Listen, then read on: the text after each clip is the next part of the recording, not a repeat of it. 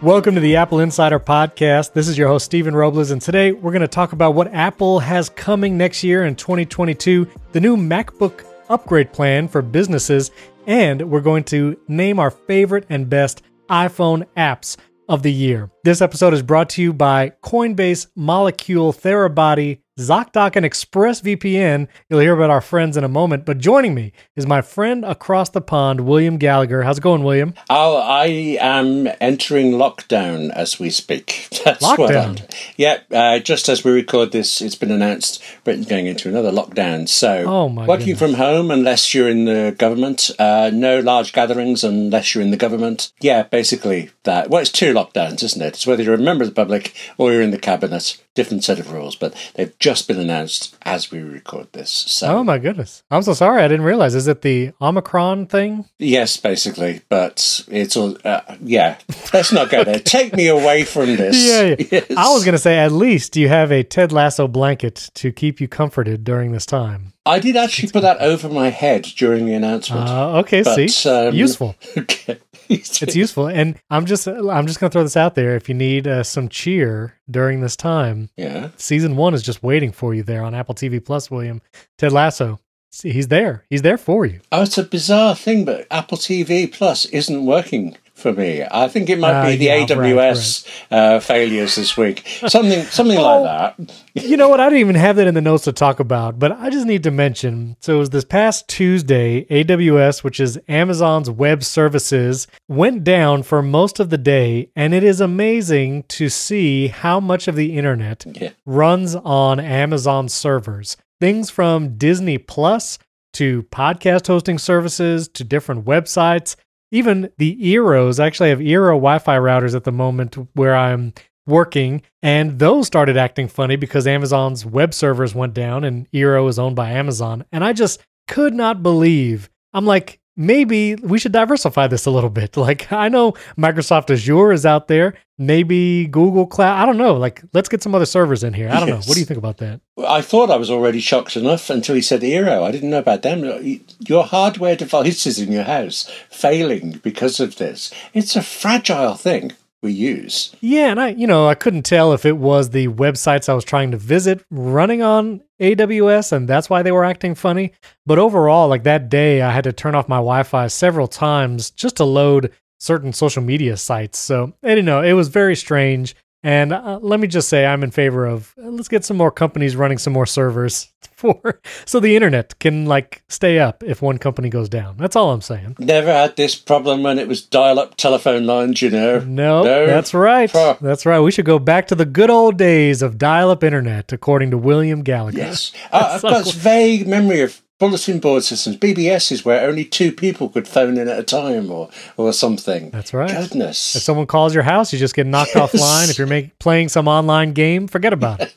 It's over. But anyway, we have a lot to talk about, William. We're going to do a big iPhone app roundup in the second half of the show, but did want to get through some news. There is some news and rumors. First of all, Mark Gurman from Bloomberg, he is releasing his weekly newsletter. He's been doing that for a while now. His most recent newsletter this past Sunday kind of dropped what he is predicting Apple is going to be doing in 2022, this coming year.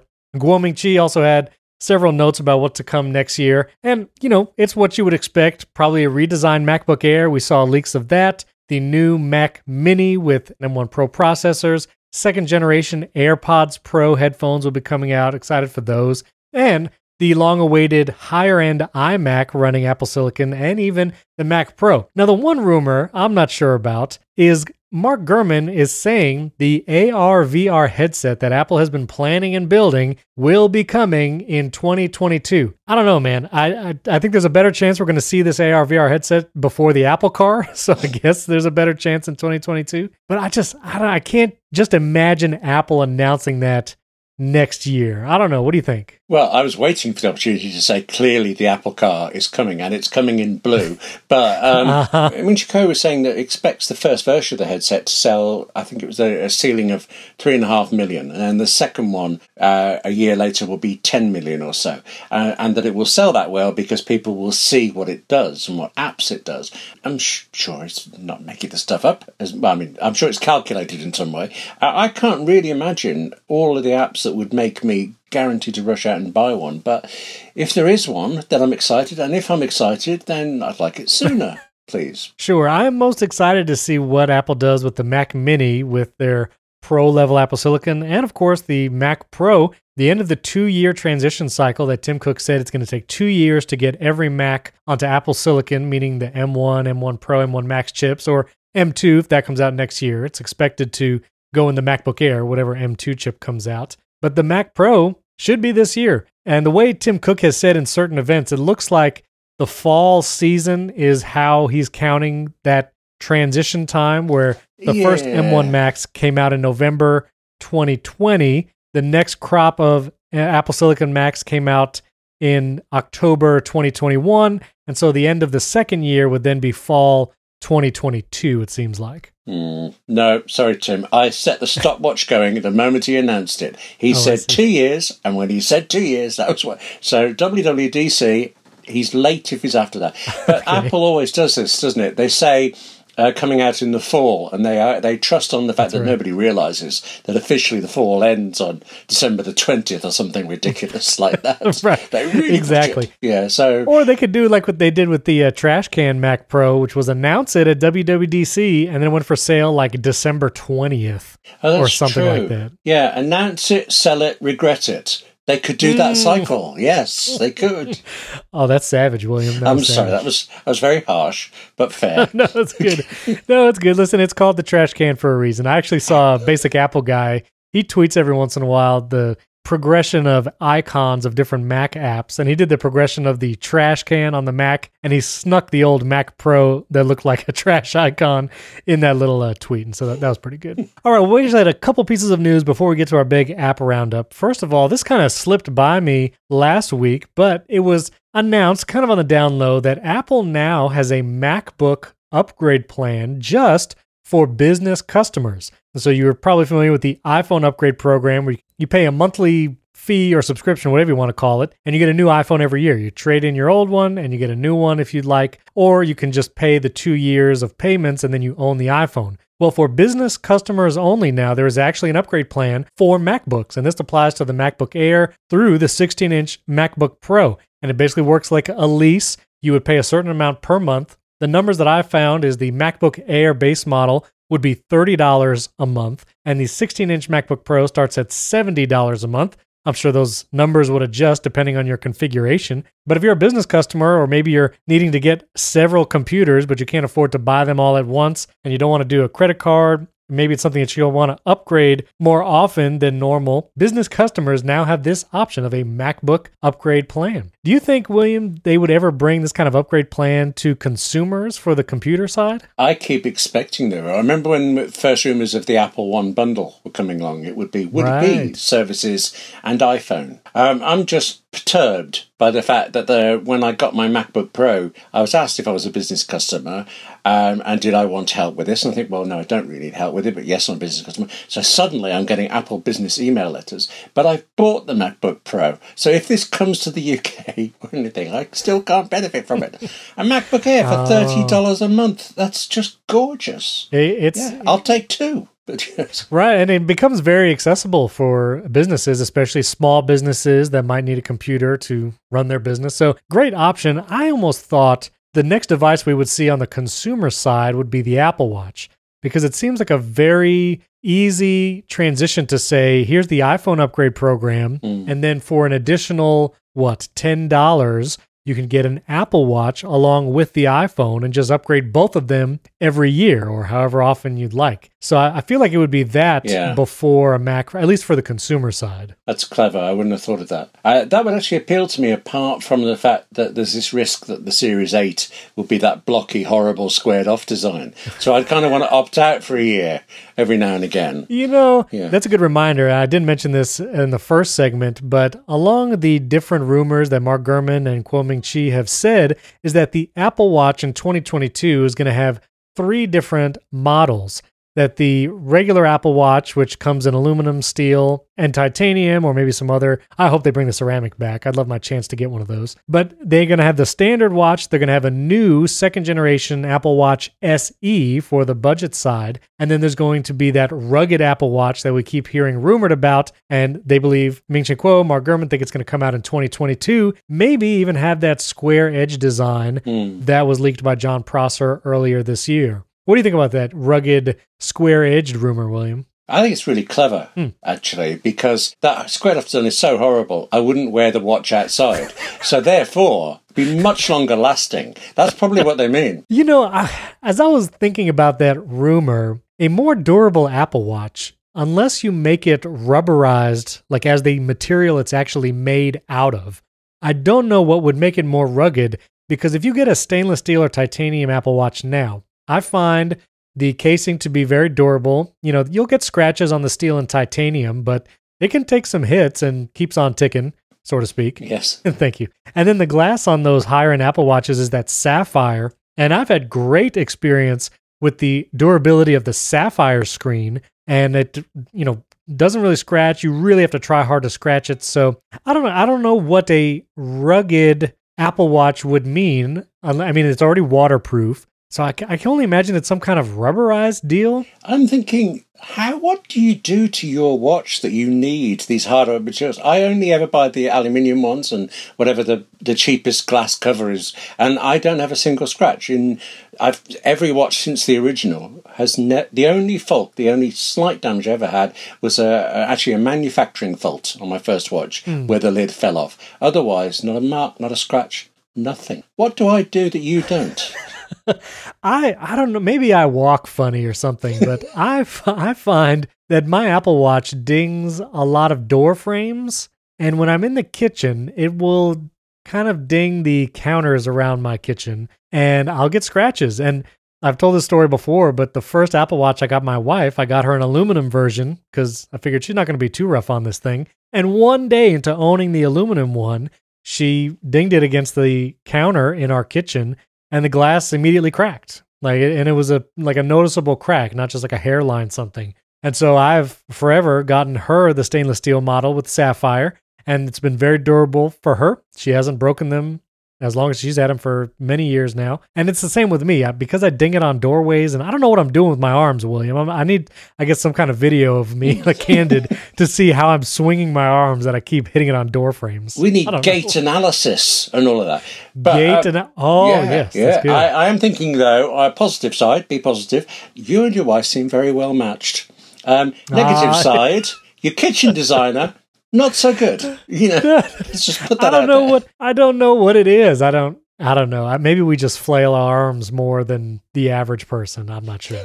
But anyway. Oh, and also one last rumor for 2022 is that the iPhone SE is going to get an updated model. And the reason I find that interesting is, one, it's the budget iPhone, but upgraded with, probably faster processor, better cameras. So it's always nice to know that that budget option is being upgraded and that there's, some people it's a good recommendation. My question will be, and this is my question for you too, William, will the next iPhone SE still have a home button with Touch ID, or will we finally transition to an all Face ID iPhone lineup? No more home button, no more Touch ID. I'm going to say it now. I think the next iPhone SE will be Face ID only, and the home button, it will go away for good. What do you think, William? I don't agree. You don't agree? You think the buttons are staying? I keep hearing that the screen will be the same 4.7 inches. And what are they going to do with that chin if there isn't a home button in there? I'll tell you this. I like to keep two phones, the current one and my previous one, in case something goes wrong, because things have.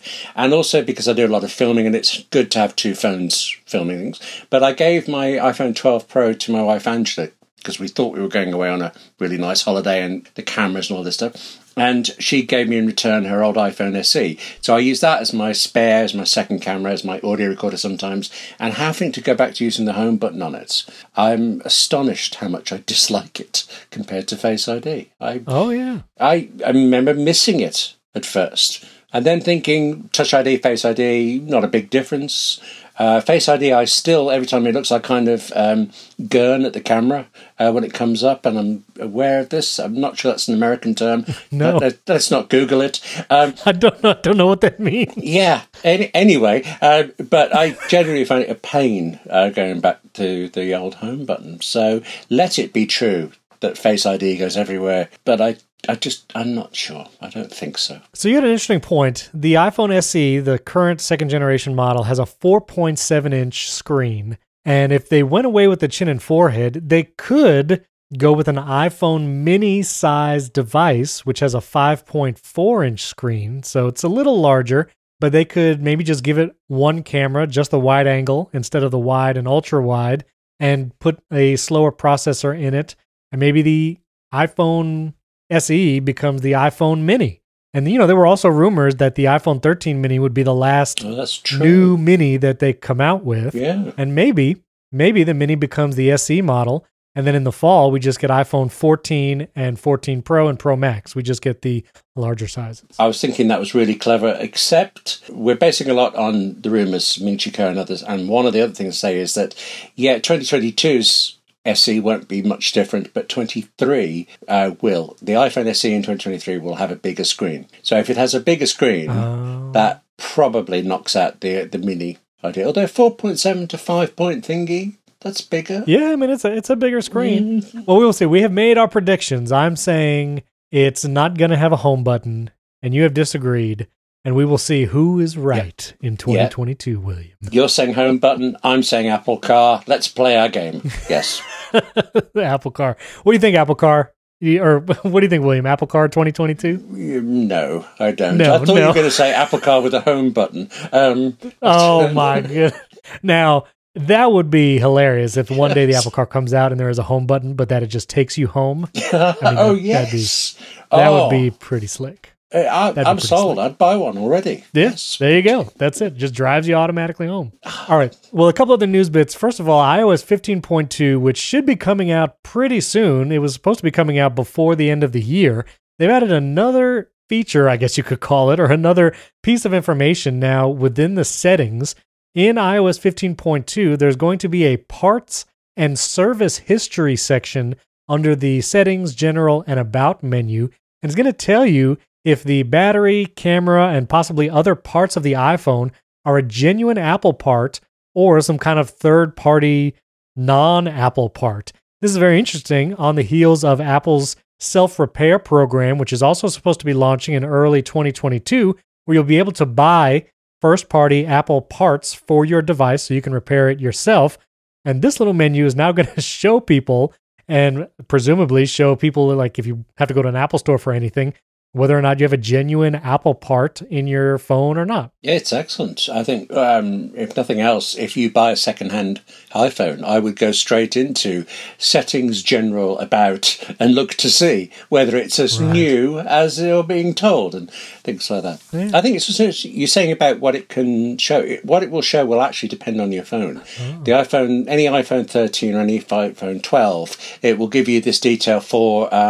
it's the battery, the display, and the camera. But the further back you go with iPhones, the fewer of those you get. So I think the iPhone 10R, 10S, X, that will only show the battery, for example. Gotcha. But we're all buying new phones all the time, so yeah. But interesting, what they presumably can't get that information through those phones, and that's interesting. That is interesting. Was the 10S? They were all OLED. So I don't know what changed from the 10S to the 11. Anyway, I thought that was interesting. So that'll be coming out with 15.2, along with things like legacy contact support, where you can designate a contact to have access to your iCloud data after you pass, and other features. Again, hopefully they'll be coming soon. Stay tuned to AppleInsider. We'll let you know when it comes out. I also wanted to mention the supply constraints that we are seeing amongst Apple's products and trying to buy it. I had a fleeting thought of maybe seeing if I want to upgrade my kid's iPad or something for Christmas, and to see like what Apple devices can you get before Christmas now.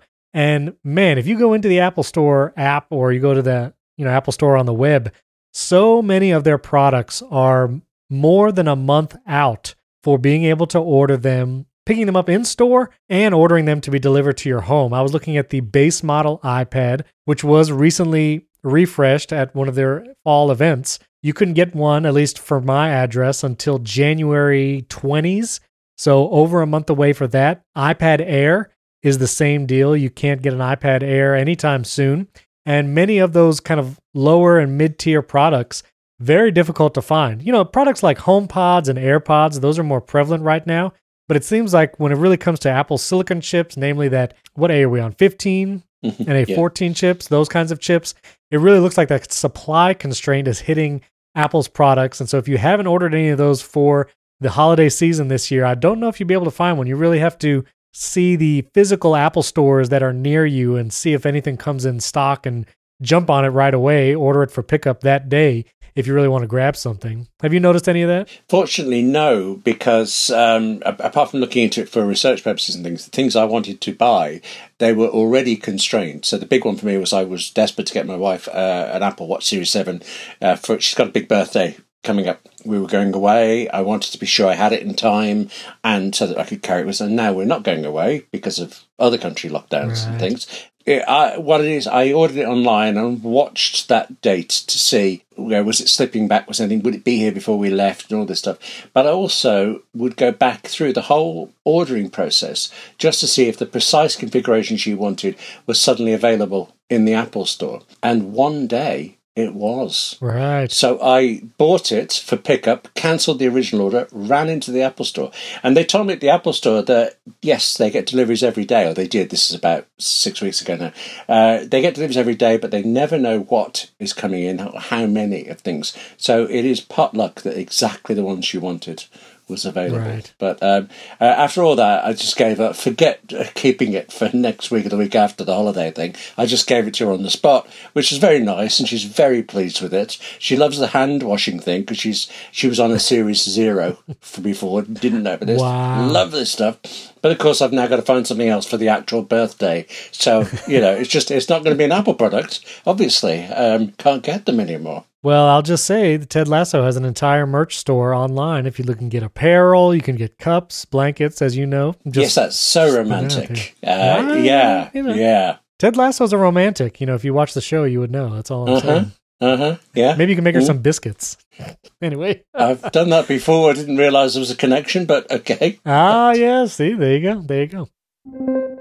This episode is brought to you by Theragun by TheraBody. Don't let the stress of daily life weigh on your body. Whether you're an athlete or someone like me that works at a desk most of the day on computers and ergonomics can get a little wonky, it's hard to make it through the day tension-free, and that's where Theragun can help. Theragun is a handheld percussive therapy device that releases your deepest muscle tension using a scientifically calibrated combo of depth, speed, and power. And it's super quiet. The Gen 4 Theragun doesn't just feel good, it gets to the source of the pain by releasing tension using Theragun's signature percussive therapy, which goes 60% deeper than vibration alone. Whether you want to treat muscle tension from working out, an injury, or just the stress of everyday life, there's no substitute for Theragun Gen 4. There's even an OLED screen on it to make you feel like you're holding something from the future. Go to their site and check it out, therabody.com/AppleInsider, and the Theragun app learns from your behaviors and suggests guided routines. So I wasn't big on massage and stuff before, but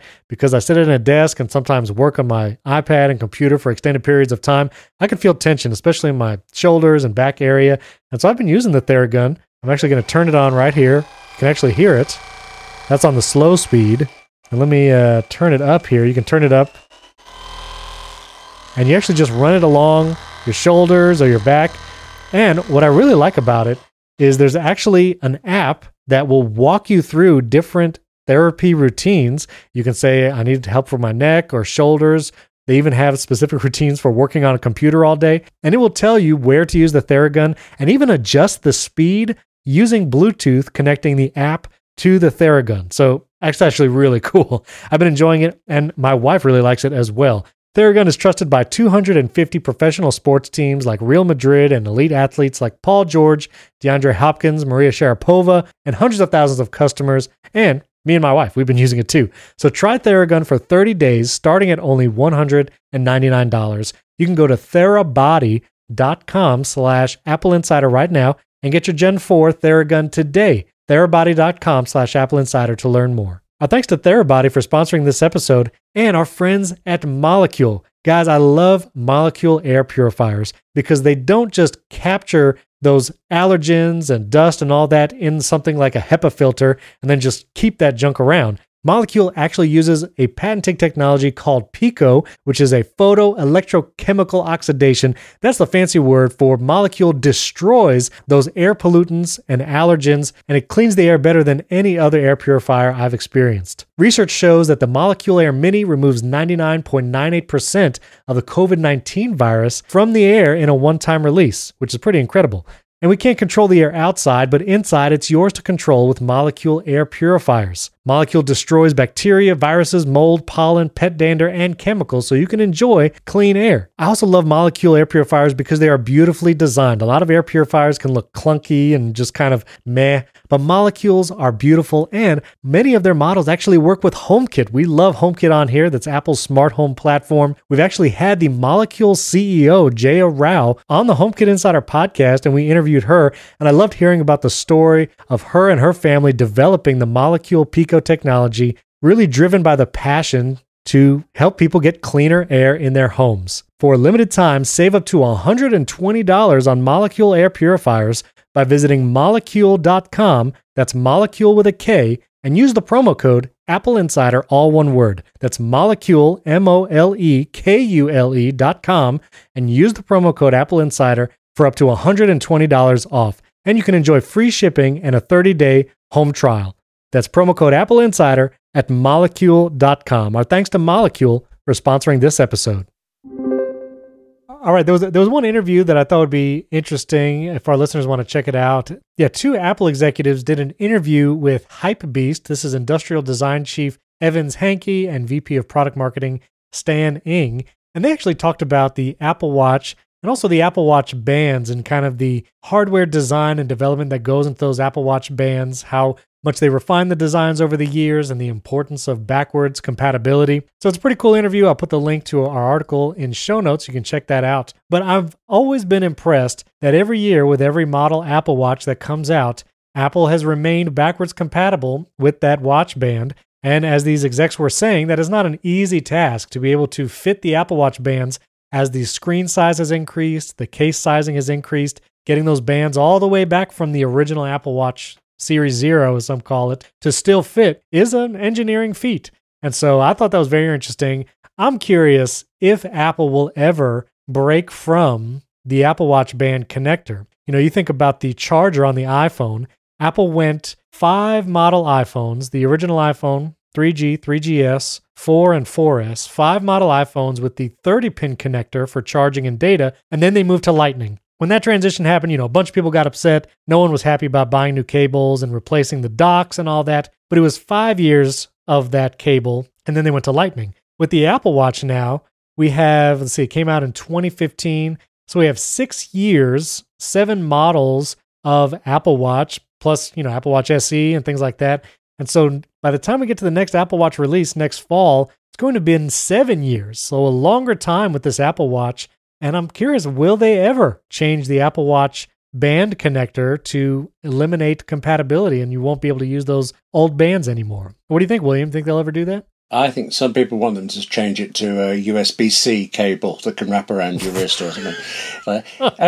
I can't remember when the switch to Lightning was. It was such a big deal, but I think it's longer ago than we had the 30-pin connector for, so it might not follow. I remember, I love that interview. I was fascinated by this aspect about the bands and things. But one of the clearest things I remember about the original Apple Watch was how clever the connection is. It's so simple and so obvious. You wonder why every watch isn't like that. And I think that felt to me like typical Apple. They thought through just a little bit more than other people and came up with something so classically simple that it seems obvious in hindsight. And I really admire their designers for all of this. It's fascinating stuff. Yeah.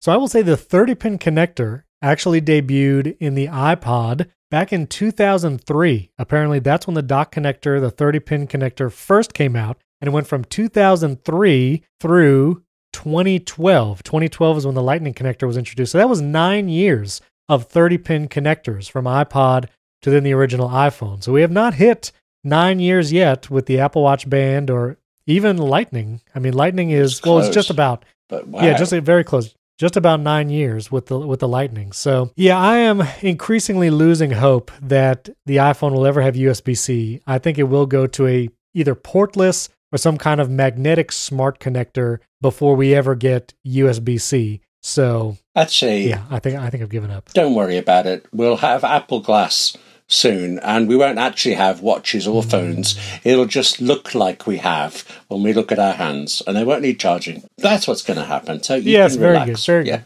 I'm also curious. You have the Apple Watch Series 7 as well, right? You got one of those? I have now. Yes, I wasn't going to, but then Angela really liked hers so much, and it looks so good. And I think particularly because basically we were due to go away on a big holiday, and that's been cancelled for sorts of reasons. So I kind of had a little money that I wasn't expecting. So I did exactly the same thing again of going through the ordering things. And also I actually had to go to Apple Store for something in the morning, and I asked, and they didn't have it. And by chance, I looked an hour later for something else, and they did. So they really mean it when they say they don't know what's coming in. So I went back the same day to pick it up. So yes, I now have a Series 7. Now I'm very happy. I was going to say, so yes. I assume you got the 45 millimeter? Yes, I did. In aluminium, or aluminum if you prefer.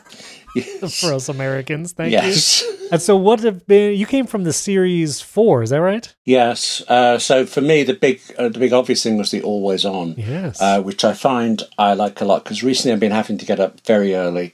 So it's been great to have a watch that lasts a little longer and have it on my wrist. And I can see the time in the night without, having to turn over the wrist and have it suddenly flare into life for me. Although I admit, as much as I wanted always on, as much as I like always on, and I feel the difference, it used to be that you basically had to do a flamenco dance, didn't you, to see the time, like da-da, and I miss that movement.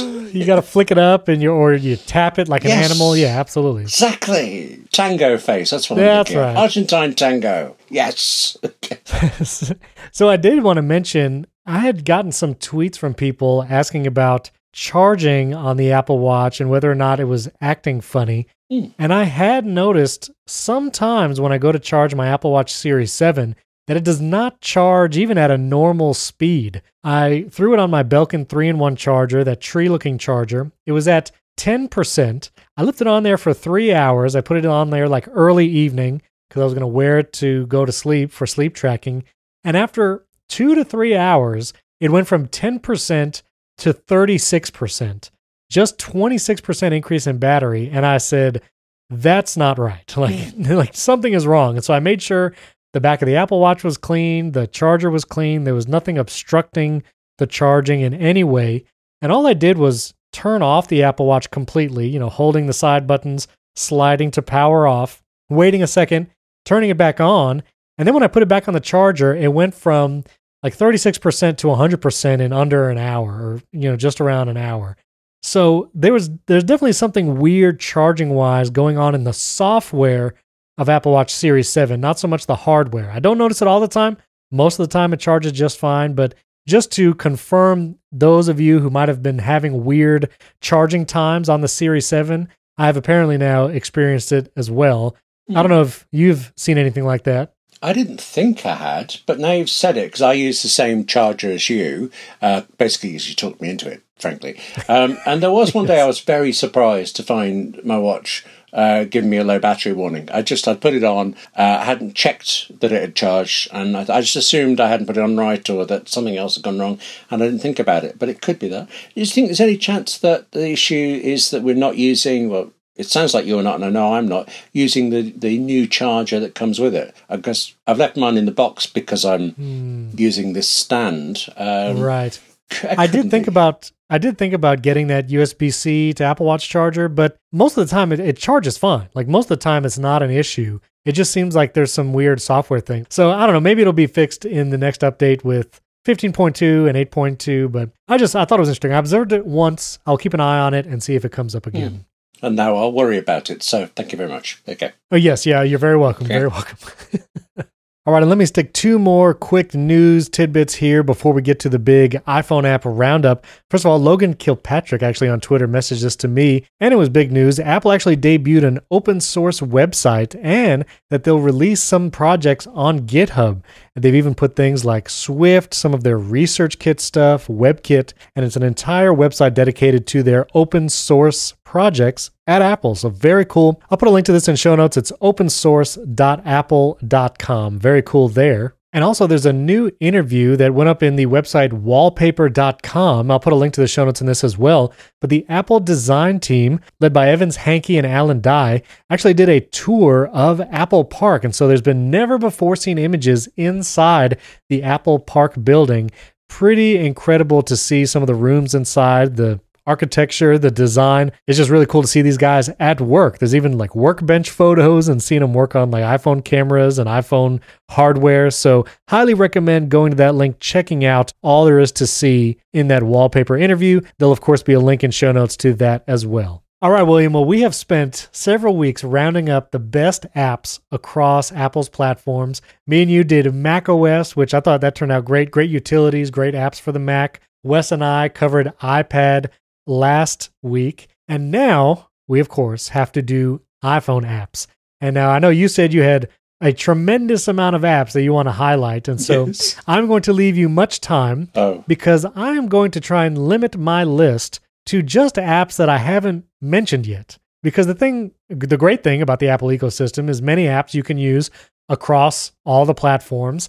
And that's one of the reasons why I love some of these apps. Apps like Things and others that I use on both my Mac, my iPad, and my iPhone, I've mentioned before. And so I will refrain from listing those again. So my list will be a little shorter than the past ones, but I do have some unique to the iPhone that I think really make a big difference.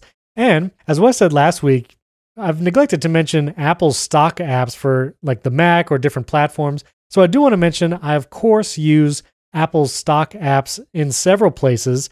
I do use Safari as the web browser on my iPhone, iPad, and the Mac mainly. I use Chrome on the Mac sometimes for web development, but mostly stick with Safari. I, of course, use Apple Maps over Google Maps. I made that transition a few years ago, and I found Apple Maps to be very good. And one of the standout apps, and I asked this on Twitter the other day, what are the apps that keep you on the iPhone and not switch to something else like Android? The Messages app. I know it's easy to take advantage of it and look over it just because it's the texting app, but Messages on the iPhone, especially the iMessage service between Apple users and devices, is truly incredible. Once iMessages in the cloud launched, where it really fixed any syncing issues between devices, Mac, iPad, and iPhone, the ability for SMS texts to still get pushed to your other Apple devices, it is just incredible and works extremely well. And one other one I'll mention, and we'll throw to you, William, if you have anything to say about Apple's stock apps before we go to third parties, but I actually still use Apple's stock Mail app. I use it with iCloud Mail, with several Gmail accounts, and an Office 365 Microsoft email account. And all of those accounts are in the stock Mail app. And I know there are so many great mail apps out there. Friend of the show, Fernando Silva, mentioned last week about Spike, and he actually tweeted about this as well. He uses it on his iPhone. I know friend of the show, Jason 810, who writes for Inc., he uses Spark, which is a very good third-party email application. But I find, even after I use some of those third-party apps after a while, I always come crawling back to Apple's stock Mail app. And I'm not sure why. I don't know if it's just the speed of the app, the fluidity, the integration. Like if you tap an email address on a website or in an app, it's going to bring up Apple's stock Mail app. And I know you can set other third parties as the default apps for mail and web browsing, but I find those settings don't stick, and it just always goes back to Apple's Mail app. And Apple's VIP feature, which some third-party email apps have this as well, but the ability to VIP a contact and customize the notifications just for those you mark as VIPs is critical to the way I use email. I don't get any email notifications unless they are a VIP contact in the Mail app. And I really just love that feature. And I find it is consistent. The Mail app works well. And so I stick with the stock Mail app. William, any thoughts on Apple's first-party apps? So many thoughts, starting with, I didn't know there was a mail app called Spike. So we've got Spark, we've got Spike. Yes. I see a trend there. Right. It used to be that every few months I would get frustrated with the fact that Apple's mail thing didn't have all these great features that these others do, particularly integration with to-do apps and things. The ability to just chuck an email straight into your to-do app and know you could deal with it later. There's so many actions available. I would try them and then something would go wrong. It would fail in some way. It would crash. All of them just failed to have that total reliability of Apple Mail. And I used to reluctantly come back to Mail, and now forget it. I'm happy with Mail. I'll stick with it. And there are ways around some of the actions that I need. So yay for Apple, and yay for Apple Mail. So there. But yes, same. And I will also say shortcuts. We've talked about it on the iPad before. It's now on the Mac. But when it comes to being productive on my phone, shortcuts play such a large part of it. And a lot of times I trigger shortcuts from the share menu and I don't realize that I'm doing a shortcut. It's just something in my share menu that I programmed that is just kind of second nature. Yeah. But if you have not gotten into shortcuts yet, I have to highly recommend try it out. Check out our interviews with Matthew Casanelli. He originally was on the workflow team. Apple bought the workflow app. It became Shortcuts. Matthew stayed on for a little while at Apple. Now he's independent, doing his own thing, really trying to teach people about shortcuts. So I highly recommend his website. I'll put a link to his stuff in the show notes as well. Actually, talking about Apple stock ones, I'm very conscious. I said to you there were loads of apps I want to talk about, but since I've been thinking about it, I've realised few of them, in fact, none of them really that I really want to talk about are new. They're all updates to things. And one of them is Apple Notes, because this is the year that I finally moved over wholesale to Apple Notes. Wow. Although, funnily enough, one of the reasons is not the iPhone, it's the iPad, the Quick Note feature that you get on the iPad and on the Mac. I think it's a bit clunky on the Mac, actually, but on the iPad, that ability to just swipe up in the corner, write a note, push it out of the way again, it's so good, and it has helped me so often with things that I am now all in on Apple Notes on all devices. So interesting. I mean, do you remember when Apple Notes was a joke? It was just like this Comic Sans shopping list. It had the marker felt. Yeah, marker felt was the font. Yeah. Yes, and I did use it, but now. No, it's open in front of me now. I've meetings tomorrow, and I know I will take notes in Apple Notes. And because you're only using one, and you know it always works, you know where everything is, and so I find that a benefit to it as well. Do you not keep track of any other note type things in any other app? I write an awful lot in drafts, and very often I'm in drafts when the phone rings, so I might make a note of it in there. But despite the fact that drafts, which is actually one of the apps I want to mention, it has so many ways to deal with text. You can just write something, getting out of your head, it's on the screen, and then you can think that's an email, and it will email it off. Well, that's a text message, this goes to your to-do app. You can make all of these decisions, and I tend not to. So I just tend to dump text in there, and that means a lot of them are very short-term notes and things. But anything even slightly more organised, like I have a reference folder. There's one client, for example, I do a magazine for 2 or 3 times a year, and that's just far enough apart that I can never remember all the steps. So last time I did it, I listed them all, put them in there, and now next time I'm hired for it, if I'm hired again, I open that up and I work through it. Having one central place for that kind of more than a short note, less than a book or an article thing, I find I like stick in one place, and at the moment that place is Apple Notes. Whereas I think you're a Bear person, did you say? I do use Bear for a lot of things. That would be one of my app picks for the iPhone, but I think I mentioned it on the past 2 weeks because I use Bear everywhere. It does have some features that are unique, but it does not have collaboration, and that's something that we use Apple Notes for every week on this podcast. I collaborate with you, with Wes, with Andrew, and I will say the collaboration and sync when you have multiple people working on a note has become very good. You can see the changes. There's like a little activity window now where you can click and see highlighted what changes someone else has made in a note. So Apple Notes is getting very, very good. I will admit, and maybe I'll consider it again for some of my other note taking, but we'll see. We'll see. This episode is brought to you by our friends at ZocDoc. You've heard me talk about ZocDoc before. It is a free app that you can download to your iPhone that helps you locate and find doctors in your area that, and this is the important part, take your insurance. you can go to ZocDoc.com/AppleInsider to download the free app, and you can search for all the different kinds of doctors in your area, whether it's a primary care, dentist, dermatologist, psychiatrist, and best of all, you tell ZocDoc what your insurance provider is, what plan you're even on, and as you're booking a doctor, it'll tell you whether that doctor takes that insurance. And a lot of times when you need a doctor, you need one right away. And with ZocDoc, you can actually make an appointment with a doctor as soon as today, like right now. You can see what appointments are available. And I love looking in the app because you see pictures of the doctors, you see ratings from other members using ZocDoc, so you can get a general idea of how good these doctors are. And you can even book in-person appointments or telehealth on like video conferencing appointments. You can do both of that in the app. Every month, millions of people use ZocDoc, and I'm one of them. I use the ZocDoc app to look for doctors in my area that take my insurance. I never have to call a receptionist or wait on hold again. Just book your doctor right in the ZocDoc app. ZocDoc makes healthcare easy, and now is the time to prioritize your health.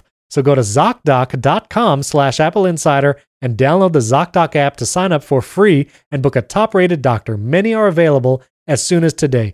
That's ZocDoc.com/AppleInsider. Our thanks to ZocDoc for sponsoring this episode and Coinbase. You've probably heard a lot about cryptocurrency, and maybe you're crypto curious. You want to start investing in crypto, but you're not sure where to do it or where to look. Well, Coinbase is the app and service for you. Coinbase makes learning to buy and sell cryptocurrency simple. Coinbase offers a trusted and easy-to-use platform to buy, sell, and spend cryptocurrency. They support the most popular digital currencies, so if you want to get Bitcoin or Ethereum, they're all there, and Coinbase makes them accessible to everyone.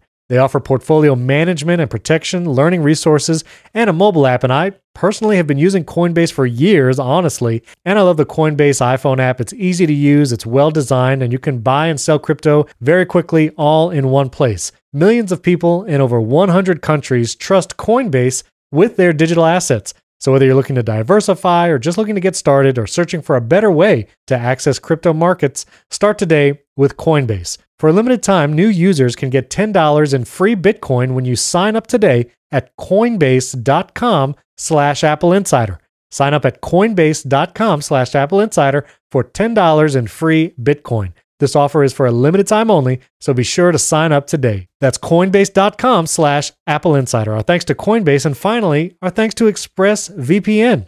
Whenever I travel, especially when I'm on public Wi-Fi networks, maybe it's at a hotel or in an airport, when you're on that shared public network, if there are people that are hacking savvy, they could get access to your devices and information. That's why I use ExpressVPN, so I can be sure the traffic that's going from my phone, my iPad, or even my Mac is protected. And I can say with full confidence that ExpressVPN is the best VPN on the market. ExpressVPN doesn't log your activity online. Lots of cheap or free VPNs make money by selling your data to advertisers, but ExpressVPN doesn't do that. They even develop a technology called Trusted Server that makes their VPN servers incapable of storing any data at all. And ExpressVPN is super fast. It uses lightweight technology. It's a new VPN protocol they engineered to make user speeds faster than ever. I've tried multiple VPNs in the past, and they can slow the connection. It can be hard to stream video, but ExpressVPN is always blazing fast. There's no technical skills needed. You just open the ExpressVPN app, hit one button, and you're connected and protected. Anybody can use ExpressVPN, even your parents, grandparents, and encourage them as they travel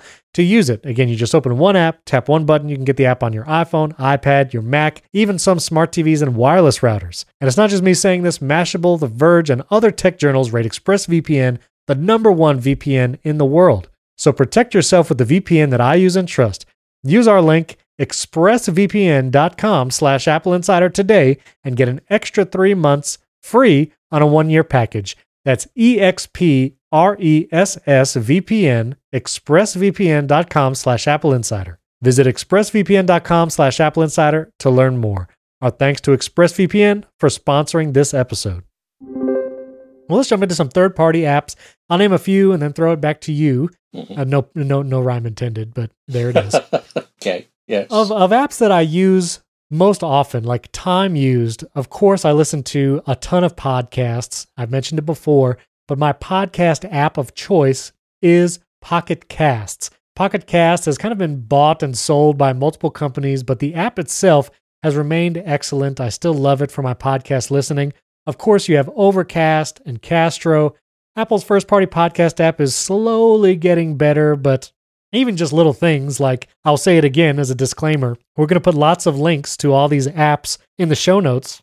And Apple Podcasts has a text limit that it will display in the episode description in the app. So if you're listening in Apple Podcasts and you're looking for a link to an app that we mentioned and you're about to tweet at me and you're saying you didn't include this link, I would advise you go check out the show notes either on appleinsider.com or literally any other podcast app, be it Pocket Cast, Overcast, Spotify, Castro, whatever you'd like. And all the links and notes will be there because they don't have the same text limit that Apple Podcast does. So Pocket Cast, of course, is my podcast listening app of choice. Fantastical, I think we mentioned it before in the past weeks, but it is the calendar app that I use on my iPhone. I use it all the time. I love the widgets that Fantastical provides for the iPhone specifically, and they're just extremely useful. So Fantastical, of course. This one, I've mentioned it before too, but for grocery lists, I do the grocery shopping in the family, and my wife makes the meal plans and the lists, the grocery lists, and we use AnyList to sync those lists together and collaborate. We have a list per store that I will go to.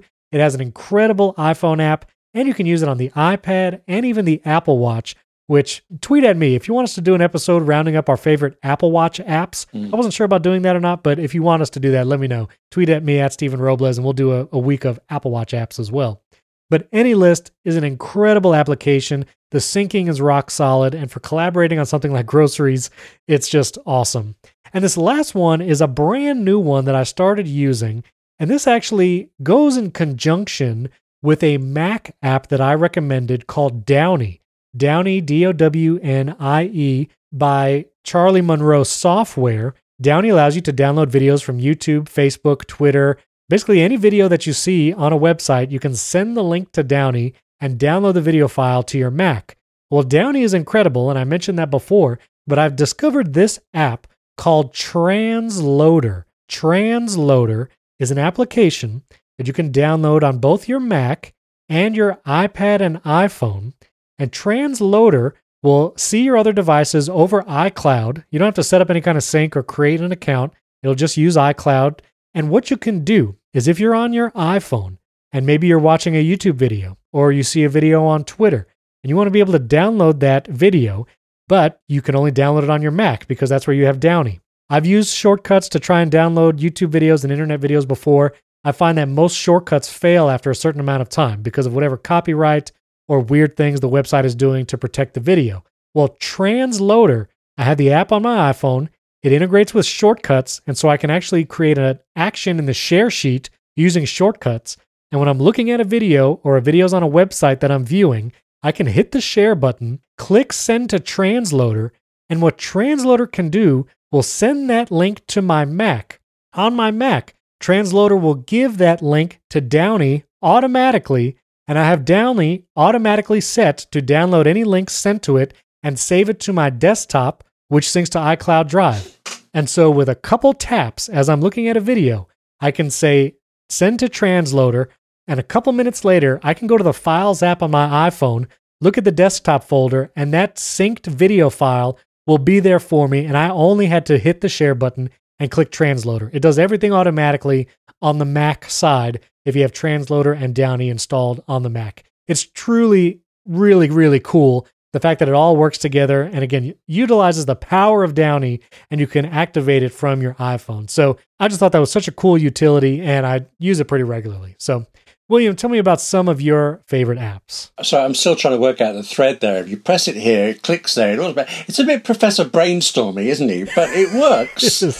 It works and it's amazing. Yes. So if you download videos off the internet or would like to download video files off the internet, I encourage you to look into Transloader and Downie. That's all I'll say.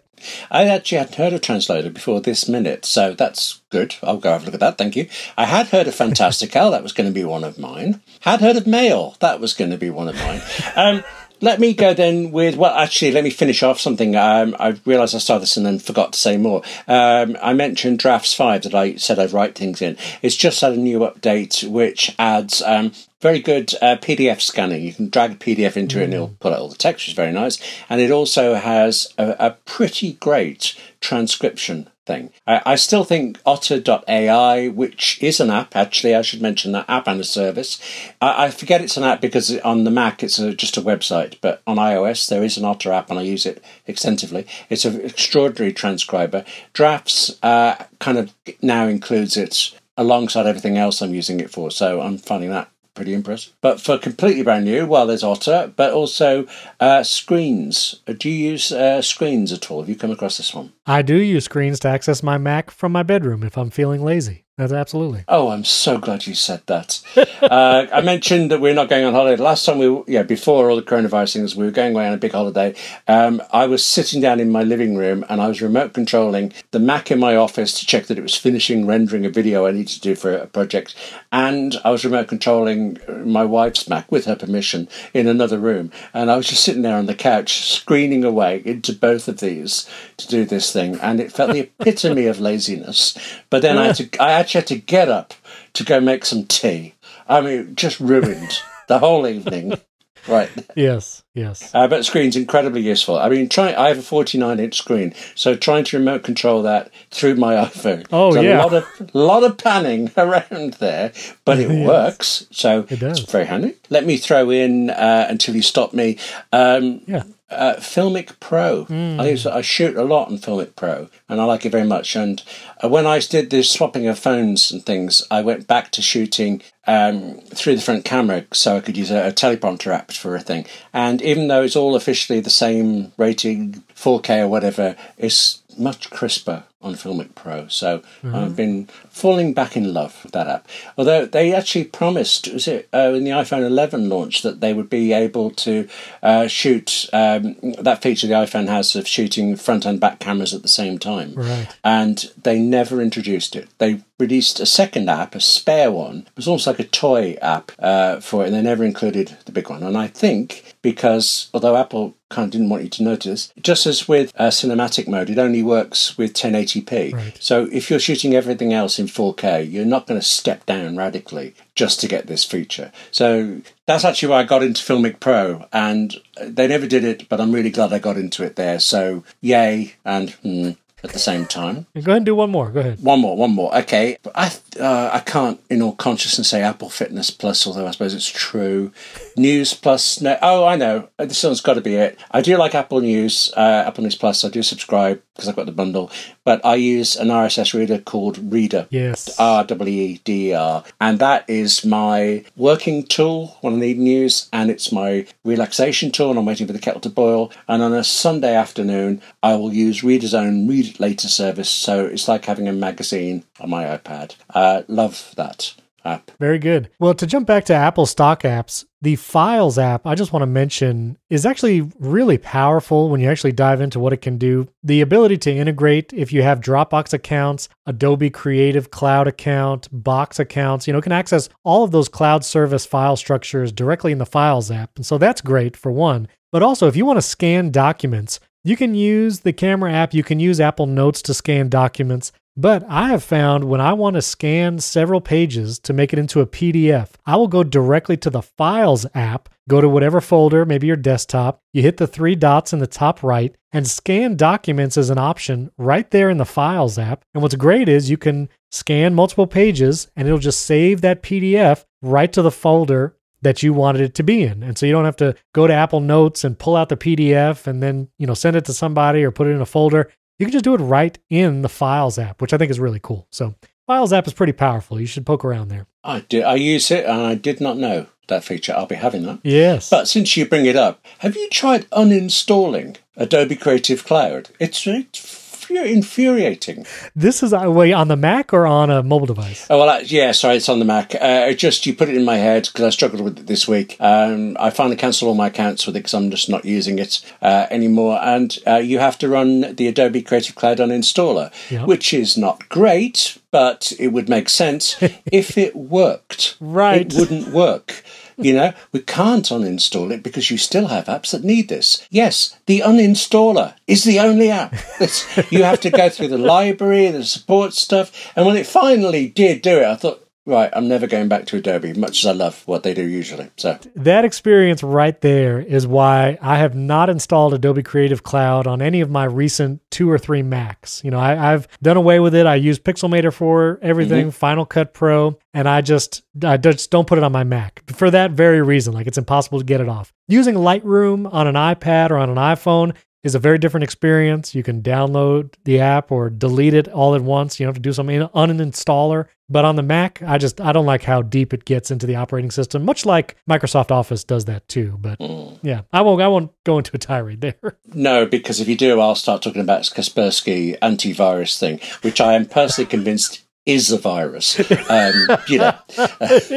literally, it's right in the title. It's a virus. So, all right, but back to some apps. I have to mention Halide. Halide is an incredible camera app. If you want manual controls over your camera, from a manual focus to exposure, white balance, all of that, of course, Halide is the way to go. It's an incredible application. For changing the widgets and home screens on your iPhone, you of course need to try Widgetsmith by developer_David Smith. It went viral on TikTok early on when iOS 14 launched, and I use several widgets from Widgetsmith. Even if you just want one photo that never changes on your iPhone home screen, Widgetsmith is the way to do it. And so Widgetsmith is a great option. This one's going to be a little different. This app has been around forever, and it's more of a service than an app. But I still use Google Voice as a secondary phone line on my iPhone. Google Voice is free with a Google account. I've used it for years. They will give you a phone number for free, and then using the Google Voice app on your iPhone, you can text as that phone number, take calls as that phone number, make calls from that number, and get voicemails. It's a full second phone line. And so if you run a business, or you just want to have that secondary phone number that you give to random clients and people, and you don't want them to have your personal number, but you don't have a home phone or office phone, Google Voice as a service is still really, really good. I don't know when Google is going to notice that it's giving this away for free and shut it down, and I pray they never do. But Google Voice is just incredible for what it is. And as a secondary phone line, I've used it literally for years. So if you've never heard of that or never tried it, Google Voice, you should give it a shot. I remember starting to look into that. I don't know whether it's available in the UK as well, because I stopped looking into it, because just as I was looking into it, people were saying the call quality was suddenly really, really bad. And I just assumed Google was switching it off. I hadn't realised either that it was still running or that you say it's good. I should look into that again. Oh, I'm making notes now. Thank you. Yeah, I'm telling you, it's good. And this last one is just for fun. It is really more of a service and a website, but they also have an app for the iPhone, and I go to the app pretty often. It's a service called Just Watch, like JustWatch, justwatch.com, and you can download the app. And it is the website and service that I go to when I want to find out where a movie is streaming on a streaming service. And if you create an account with Just Watch, it's totally free. You tell it what streaming services you subscribe to. When you search for a movie, it'll show you, here are the streaming services that you pay for that you can watch this movie on for free, and it'll tell you if it's only for rent and how much it is for rent on the different platforms. So whenever I want to stream a movie, I go to the Just Watch app on my iPhone, I type in the movie title, then I can see what service I have where I can just stream it right now. So if you've never used it and you like streaming stuff, Just Watch. It's a great app, great service. Actually, I can't let you go without saying, well, I don't care. You can end the episode and I'll just keep talking, because I've got to keep talking about this one. It's fun. Yeah. There's one I use that I live in and that I would say transformed my career even. Oh my. And that's OmniFocus. I know you're a Things fan, and Things looks fantastic and it has the best name of all the to-do apps. Yes. But there are certain things it can't do that OmniFocus does. And I got into it just before I got kicked out of the BBC. And I went from one client and about 4 editors to 20 editors over 20 different companies. And a few months in, Angela, my wife, was saying I seemed lighter because of it, because OmniFocus was helping me stay on top of a suddenly incredibly complicated work life. So OmniFocus, yay. Okay, I know you love OmniFocus, and it is an incredible app. I mean, if you want granular control over your to-dos, it's the way to go. Yeah. In fact, every time you say Things, think OmniFocus. Okay? There we go. Got it. Well, what else? Do you have any other apps that you'd like to highlight? There is one, actually. If you're going to let me squeeze in just one more, yeah, then please. There's a thing called Home Plus, which is a HomeKit thing. And it's just somehow so much better than Apple's own home one. I mean, I still set up things through the Apple's own, but then for quick control of stuff, I'd like there to be a widget, please. But other than that, I think it's just amazingly fast to go straight to the cameras, straight to the, well, I'm having problems with my mains plugs, but go straight to them when they're working in it. So Home Plus is just superb. It is. It's tremendous. All right, well, I'll name a few more. This one I've used for a long, long time, but if ever I need to stay at a hotel, like Tonight, or if I'm like on a road trip, which happens sometimes, and I'm just trying to get a cheap hotel somewhere, but one that's also nice. Hotel Tonight is an app that I've used for years, and it specializes in booking hotel rooms night of. And basically what hotels do is if they have unsold rooms, they throw it over to Hotel Tonight, and you can get them at a great discount. And if you use Hotel Tonight over the long term, they give you kind of loyalty discounts, even on top of whatever discounts the hotels give you. So I've used Hotel Tonight for a long time. Whenever I'm on road trip, vacation, or whatever, I always check it out. A couple games, if you want some games to either pass the time or some entertainment.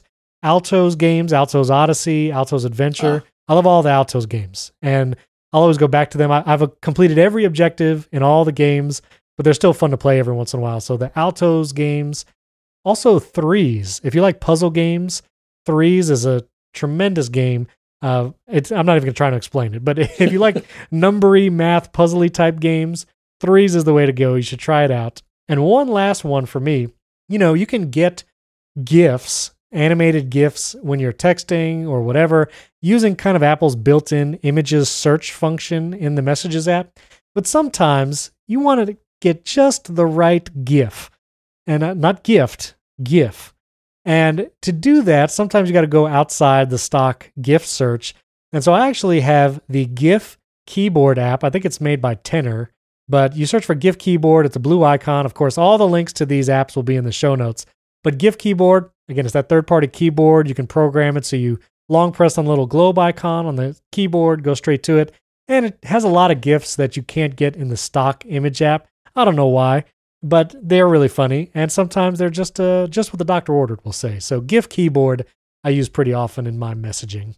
All right, and a couple ones from listeners. Again, friend of the show, Fernando Silva. He said he uses Apple Notes as well and Google Home. He uses some Google smart home devices. I won't hold that against him. He remembers Weatherline. Weatherline was a great weather app used by many, but it doesn't exist in the App Store anymore. I think he might be using a archived version or, refusing to delete it off his phone. He also mentioned Taskade, Taskade, which is a task app that I was not familiar with, but is a task app. So yeah, I'm curious. And it's actually, I guess, for more project management. I guess you could do some bigger kind of management of tasks in it. So that looks pretty cool. And then, forgive me for pronunciation, it's Devere Ben Arroya. He mentioned Spike, again, the productivity and email app that Fernando Silva mentioned, and also Miro, Miro, which, as far as I know, is like a whiteboarding type app for the iPhone and the iPad. So, kind of a mind mapping. If you're in like a brainstorming session in a meeting, it's kind of that online whiteboard thing. I think it also has like collaborative features. You can also go to Miro.com, Miro, and it has that kind of visualing whiteboard. I've actually been part of like Zoom calls with different companies, and they use this in the meeting kind of live as like putting up sticky notes and putting ideas on the board. So Miro is a pretty cool service. There's good recommendations there. Well, any last words, William, of apps or services that you'd love to highlight? Yes, please. I can't believe there's so many more. Like, how did I not mention Omni Outliner? I hate outlining, and yet I plan events in that. I have planned complicated articles, interviews, things like that. I know what put it in my head, though, is when you said about project planning. Omni Outliner I actually do use for project planning, but there is a sister app called Omni Plan, which is incredibly powerful for your building bridges and things, which is a little bit more than I ever do, but it's still fun. I once used it, if I can just say one last thing about it, I once used it to do a great Gantt chart of everybody's responsibilities in a project, all rigged so that everybody else's responsibilities came before mine, because I knew there were two people who were not going to do their work, so it would never get to me. I could forget about the whole project, but I looked brilliant at the start, and thanks to OmniPlan. Yeah. All right. Very good. It's not really what they sell it for, but, okay. I'm sorry. No, it's good. Well, those were some of our favorite iPhone apps. If we missed some, tweet at us. You can tweet at William and myself. Our Twitter handles are in the episode description. We'd love to hear from you on there. Apps that you mentioned, we'll throw them up on the next show. And if you want a show with some of our favorite watch apps, then tweet at me as well. I'd love to hear if that's something you guys would like to hear. Don't forget, you can support the show by giving us a 5-star rating and review in Apple Podcasts. That really helps out the show. I'd appreciate if you did that. And you can even support the show with $5 a month, either on patreon.com/AppleInsider or write an Apple Podcast, and you get an ad-free, uninterrupted version of the show in early access when you support the show there. Don't forget to check out HomeKit Insider with Andrew O'Hara and myself, where we talk about smart home and HomeKit devices, and the Apple Insider daily podcast as well. Thanks for tuning in. We'll catch you next time.